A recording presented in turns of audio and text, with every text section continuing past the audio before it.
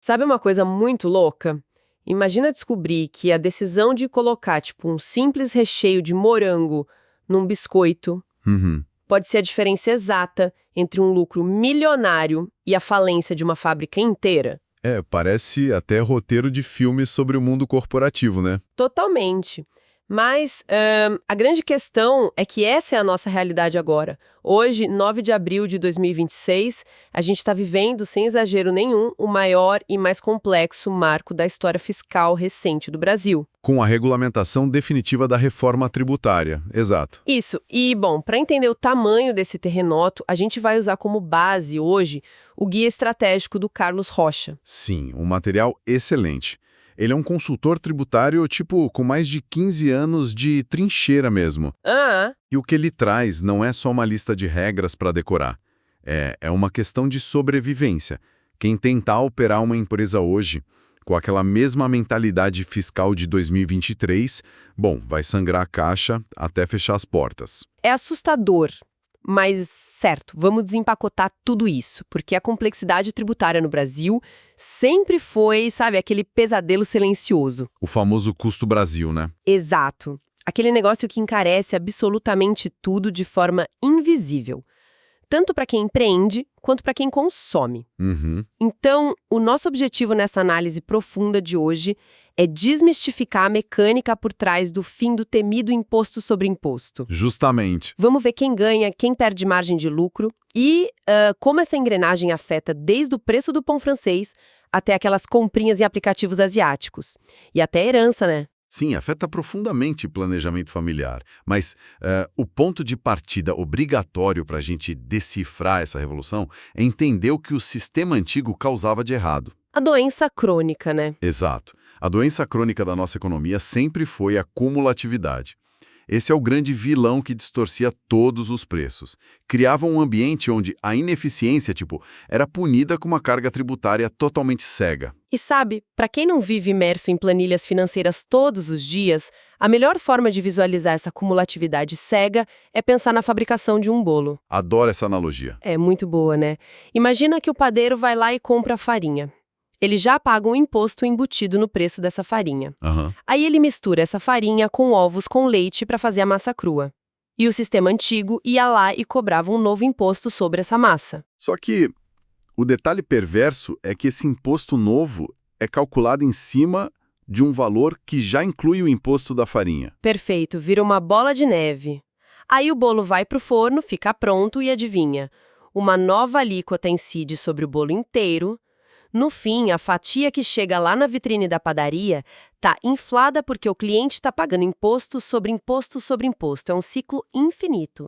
E essa lógica do bolo ilustra de forma muito cirúrgica o que acontecia com PIS e a COFINS, por exemplo. Nossa, verdade! Eles incidiam em cada pequeno elo de uma cadeia produtiva longa, e a resposta da reforma para quebrar isso, finalmente, é o IVA, o Imposto sobre Valor Agregado. Só que num formato dual, certo? Isso, um IVA dual para respeitar o nosso pacto federativo. Então, de um lado, a gente tem a CBS, A contribuição sobre bens e serviços. exato, que é federal. Ela começa a engolir o PIS, a COFINS e o IPI, agora, entre 2026 e 2027. E, do outro lado, vem o IBS. O Imposto sobre Bens e Serviços. Sim, que é estadual e municipal. Ele vai substituir o ICMS e o ISS, mas de forma bem gradual, se arrastando até 2032. E existe uma espécie de termômetro nessa história toda, né? Para garantir que essa transição não exploda de vez a carga tributária geral do país. Tem uma trava. A alíquota padrão tem uma estimativa de ficar ali entre 26,5% e 28,6%. Que já é alto. É altíssimo. Mas o mecanismo interessante é que se o somatório dessas novas siglas ultrapassar esse teto, o governo federal é obrigado a apresentar em até 90 dias uma proposta formal para reduzir essa cobrança. Entendi.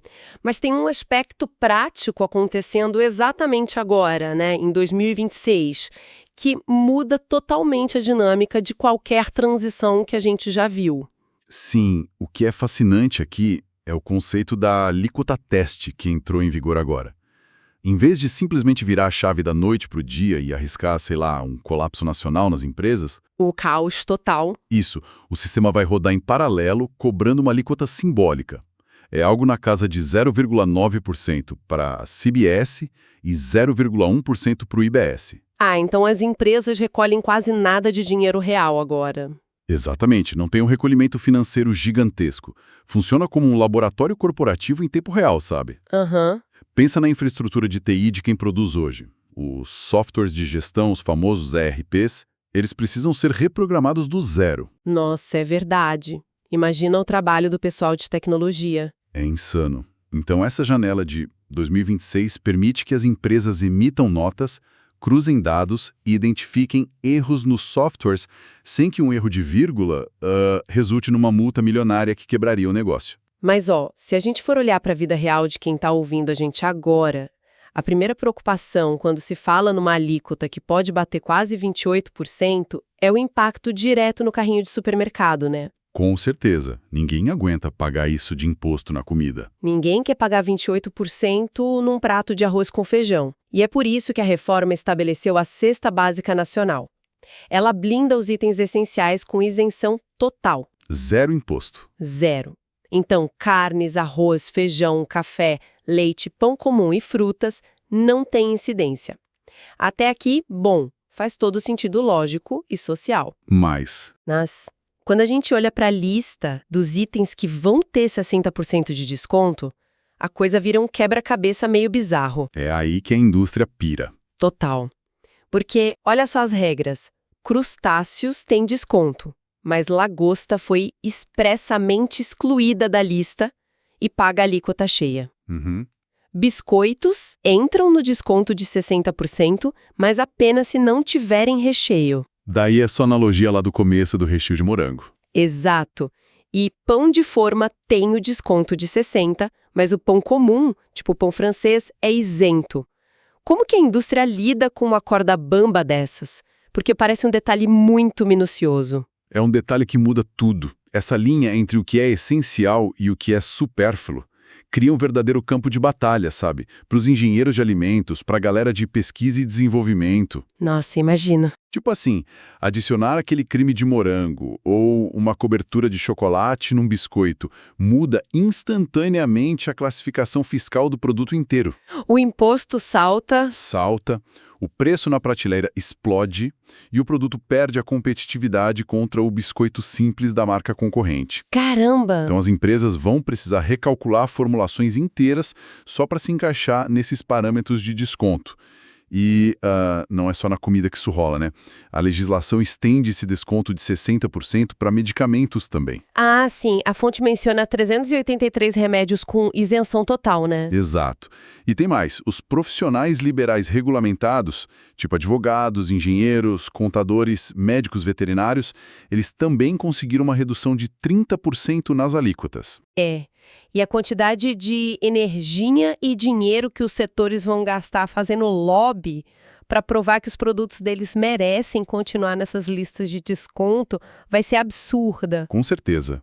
O lobby em Brasília vai virar, sei lá, um departamento fixo no organograma de qualquer grande corporação. É, até porque essas categorias de desconto não são eternas, né? Elas vão passar por revisões a cada 5 anos. Mas, bom, se por um lado o governo abre mão de arrecadar na cesta básica, em remédios, a balança fiscal precisa encontrar um contrapeso de alguma forma. Alguém tem que pagar a conta. E esse contrapeso foi institucionalizado pelo imposto seletivo. O mercado já apelidou de cara de imposto do pecado. Imposto do pecado. E a função dele não é só arrecadar, mas desestimular ativamente o consumo de bens e serviços que são considerados ruins para a saúde pública ou para o meio ambiente. Certo, e aqui é que a coisa fica realmente interessante, porque quando o sistema tributário começa a punir comportamentos, ele embute julgamentos de valor sobre o que a sociedade considera um pecado, né? Sem dúvida. Fica bem subjetivo às vezes. E a lista sobre taxada inclui o que a gente já esperava: veículos poluentes, cigarros, carvão mineral. Mas também inclui apostas, as loterias, bebidas açucaradas tipo refrigerante, o que mostra uma preocupação super moderna com a saúde pública. E as bebidas alcoólicas vão sentir esse peso também. mas de forma escalonada entre 2029 e 2033. Só que lendo o material, tem uma ausência nessa lista que chama muita atenção pelo contraste. Apenas reportando o que está no texto, sem tomar partido de nada, mas armas de fogo não foram incluídas no imposto seletivo. Sim, é um fato que gerou muita discussão. É imediata. Mas as armas vão seguir a regra geral, sem imposto do pecado. Pois é, o escopo final do que entrou ou ficou de fora reflete aquele choque de forças clássico do Congresso. É política pura. Mas, trazendo para a estratégia das empresas, o impacto nessas indústrias sobretaxadas exige mudança estrutural para ontem. Tipo, o setor automotivo, né? É o melhor exemplo. O cálculo do imposto sobre um carro não vai mais ser um percentual fixo genérico, tipo 15% para todo mundo. Ele vai ser calibrado de forma progressiva. E como funciona isso na prática? Baseado em 3 pilares: o nível de emissão de poluentes, a densidade tecnológica que o carro tem e a eficiência energética. Então as montadoras vão ter que precificar os carros amarrando o valor de venda diretamente à tecnologia do motor. Ou seja, força todo mundo a correr para lançar frota híbrida e elétrica. Exatamente, vira uma questão de competitividade tributária. Muito interessante. E, bom, enquanto esse imposto seletivo acaba punindo o topo e o meio da pirâmide de consumo, a reforma desenhou um mecanismo de devolução direta de dinheiro para a base. O famoso cashback. Isso. O sistema de cashback, a premissa é devolver parte do imposto pago para as famílias de baixa renda, que estão inscritas lá no CadÚnico, o Cadastro Único do Governo. Como é que isso se materializa na vida real para quem realmente precisa dessa ajuda? Olha, o mecanismo é bem agressivo no bom sentido. Tem um potencial de transformação social imenso a partir de 2027. Para essas famílias do CadÚnico, a devolução da CBS nas contas de luz e gás de cozinha vai ser integral. Espera aí, 100% de devolução do imposto federal? 100%. Uau! Fiquei chocada, isso dá um alívio gigante no fim do mês. Tá mesmo. E para o IBS, que é a parte dos estados e municípios, e para o resto do consumo geral da família, o retorno vai ser de 20%. Aham. E o Carlos Rocha destaca muito isso no material. Isso não é apenas política social bonitinha. É injeção direta de liquidez na microeconomia. Faz o dinheiro girar, né? Muito. Quando o Estado garante que uma fração do que a pessoa gasta na subsistência vai voltar para a conta dela, cria um piso de estabilidade. O mercadinho da esquina, a farmácia do bairro, eles ganham uma previsibilidade de receita. Porque esse dinheiro devolvido não vai para a poupança ou para a bolsa de valores. Ele volta na hora para o consumo básico. O ciclo se retroalimenta. Exato. Mas sabe de uma coisa? A nossa economia moderna não gira só em torno da grande indústria automotiva ou do comércio tradicional de bairro. O que acontece com a economia gig? Boa pergunta. Aquele motorista de aplicativo que passa, sei lá, 10 horas rodando na cidade. Ou o entregador de comida. Ou a pessoa que faz artesanato e vende pelo Instagram. Como o novo sistema captura essa galera? Porque a regra antiga simplesmente ignorava eles ou esmagava todo mundo na burocracia. O sistema antigo não foi feito para o Uber, né? A legislação teve que criar caixas novas para abarcar isso. A primeira inovação é a figura do nanoempreendedor. Que é diferente do MEI. É uma categoria específica aqui. Estamos falando de pessoas físicas que faturam até R$ 40.500 por ano. Esse grupo foi blindado e vai ficar isento da cobrança do IBS e da CBS. Isso é ótimo para tirar um pouco a pressão de quem está na informalidade total tentando sobreviver. Com certeza. Mas a regra mais sofisticada e, na minha opinião, pragmática é a que atinge em cheio os motoristas de app e entregadores. Nossa, essa parte me chamou muita atenção quando eu estava lendo. Em vez de tributar todo o dinheiro que passa ali pela tela do aplicativo, a regra diz que apenas 25% da receita bruta deles vai ser tributada, certo? Isso mesmo. E faz total sentido matemático. Pensa na vida do motorista.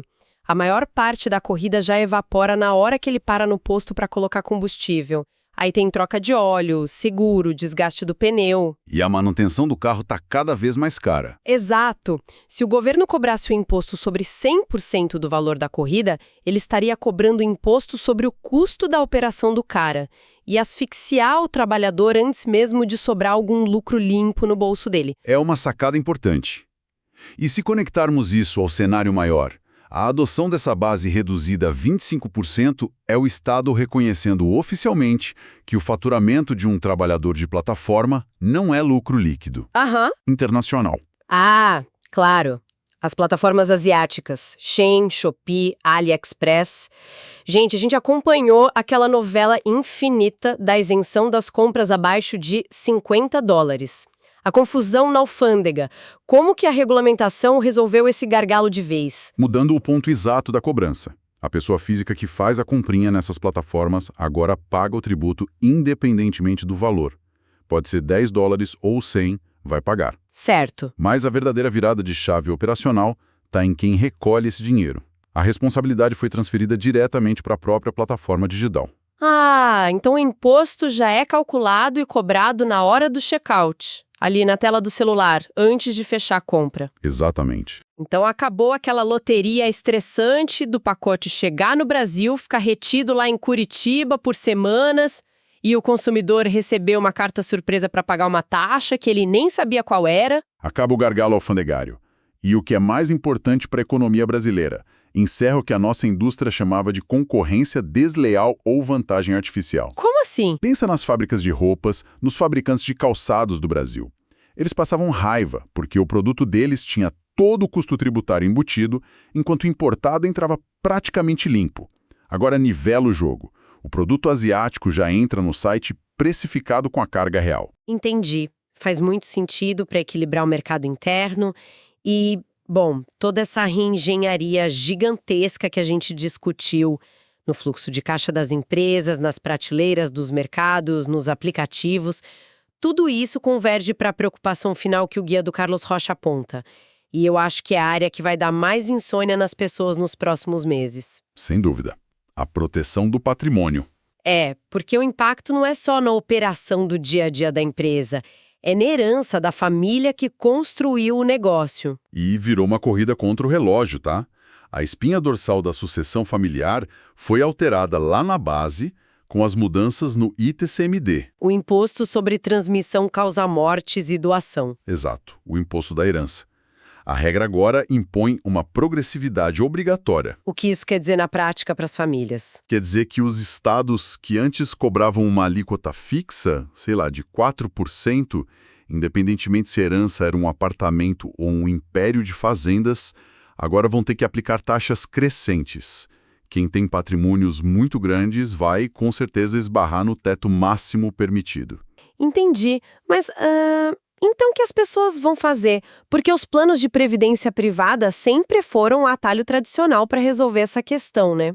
Para quem não está familiarizado, aqueles fundos tipo PGBL, VGBL eram super usados como escudo. Era um refúgio perfeito. Pois é, a pessoa falecia, o dinheiro passava direto para os filhos ou herdeiros, ignorava aquele processo longo de inventário na justiça e principalmente fugia da cobrança do ITCMD. Mas a reforma mexeu nesse tabuleiro também. A partir de agora, os aportes que você faz num PGBL ou VGBL só vão estar blindados contra o imposto de herança se o dinheiro estiver depositado lá há mais de 5 anos. Espera, isso acaba com aquela manobra clássica de última hora, então? Acaba. O legislador percebeu a malandragem. Muitas famílias usavam o VGBL como um bote salva-vidas emergencial.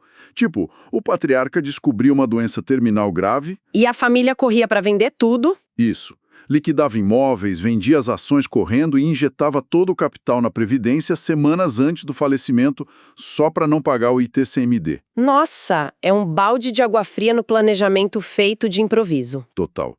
Se a família empresária não desenhar a sucessão com pelo menos meia década de antecedência, o dinheiro e o patrimônio construídos ao longo de uma vida inteira vão ser muito corroídos na hora de passar o bastão. E é justamente por causa dessa urgência toda que o Carlos Rocha não fica só na teoria no material dele. Ele entrega um roteiro de preparação bem prático, em 5 passos vitais, para não quebrar. E quais são esses 5 passos para nossa audiência anotar? Primeiro, diagnóstico tributário.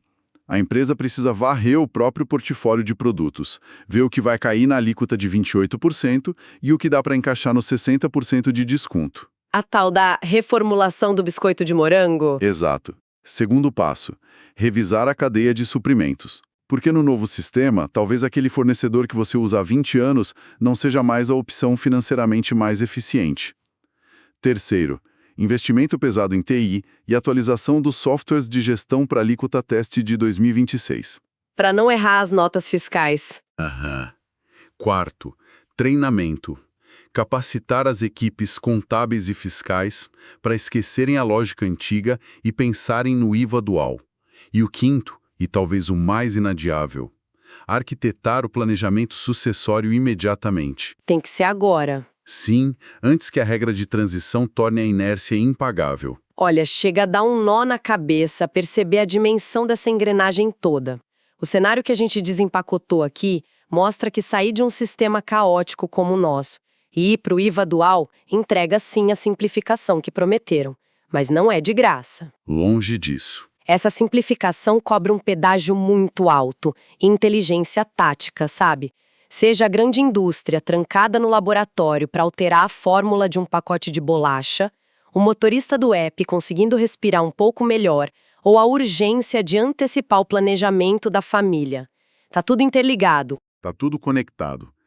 E olha, para amarrar essas pontas de vez, tem uma reflexão final que o autor traz que transcende um pouco as planilhas da empresa e bate de frente com o poder político do Brasil. Opa, qual é a teoria? A regulamentação cria o Comitê Gestor do IBS. Vai ser a sala de comando que vai administrar e distribuir a montanha de recursos dos estados e municípios. A gente está falando de um mega órgão com 54 membros, um orçamento de bilhões e um detalhe legal: cotas garantindo 30% de liderança feminina. Um avanço super importante na governança, sem dúvida. Com certeza. Mas, se a gente olhar para o passado, a história econômica do Brasil é marcada pela famosa guerra fiscal, né? Sim, aquela briga onde governadores davam isenções de impostos locais do nada só para convencer uma fábrica grande a se instalar no estado deles e não no vizinho. Exato. Agora, com a centralização dessas regras e a padronização das alíquotas sob o teto desse novo comitê gestor, a provocação que eu deixo para quem está ouvindo é a seguinte: será que a gente está testemunhando o fim real da histórica guerra fiscal entre os estados brasileiros? Ou será que a gente está só assistindo ao início de um novo tipo de batalha política, só que uma batalha que agora vai ser travada silenciosamente lá nos bastidores de Brasília, nas votações internas e nos corredores desse seleto grupo de 54 pessoas? Caramba! É uma pergunta fantástica e que com certeza vai ecoar e definir a geografia econômica da nossa próxima década. Com certeza absoluta. Mas, bom, voltando para o nosso ponto de partida de hoje, parece que aquele mapa mega complexo para sair do labirinto tributário finalmente foi impresso e entregue nas mãos de quem produz nesse país. As placas foram trocadas, os buracos invisíveis começaram a ser tapados. Contudo, como ficou muito claro nesse nosso mergulho, aprender a ler essa nova rota e decidir muito rápido qual caminho tomar, bom, continua sendo o verdadeiro teste de fogo para quem está no volante. Isso aí. Muito obrigada a todos que nos acompanharam nessa análise profunda e até a nossa próxima imersão.